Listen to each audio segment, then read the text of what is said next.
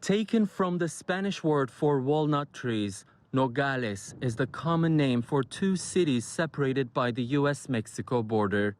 In fact, ambos Nogales, or both Nogales, is the way locals historically refer to their sister cities, where crossing a border used to be a daily activity for going to school, work, visiting family, or even shopping.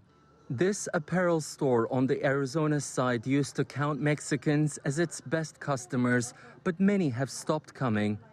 In the times before the wall, the stores were full like this. People could easily cross without anyone even noticing. They would just come to do their shopping and go back. We had no problems, and there was a lot of commerce between the two sides. And now with the wall, the additional security, and all the paperwork, it's become much more difficult for people to cross, and many just don't even feel like coming anymore. Once a commercial center with hundreds of visitors from across the border, the face of downtown Nogales has changed dramatically over the years. Nogales has turned into an absolute ghost town following the border closures due to the pandemic. But local business owners here say they'd been feeling the economic downturn long before the pandemic in the early years of Trump's presidency, when he raised border security measures, making it much harder even for ordinary visitors who would normally come here for the day to do their shopping. But the main intended goal of the border wall was to stop illegal crossings. This is going to be close to 500 miles by the time we finish. Those are the areas that are most important.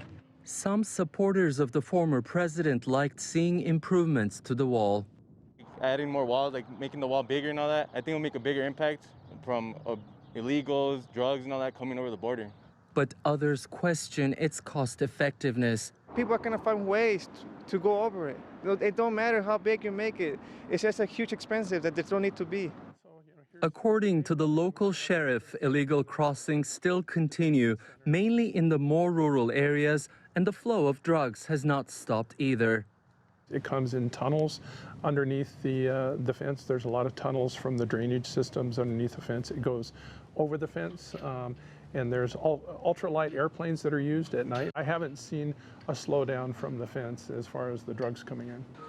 The Trump administration has completed 455 miles of new barriers at the border, about 730 kilometers. But just 48 kilometers involve barriers where none previously existed. Large gaps remain in many areas. President Biden paused the construction on his first day in office and asked federal agencies to formulate a plan to redirect border wall funds within 60 days.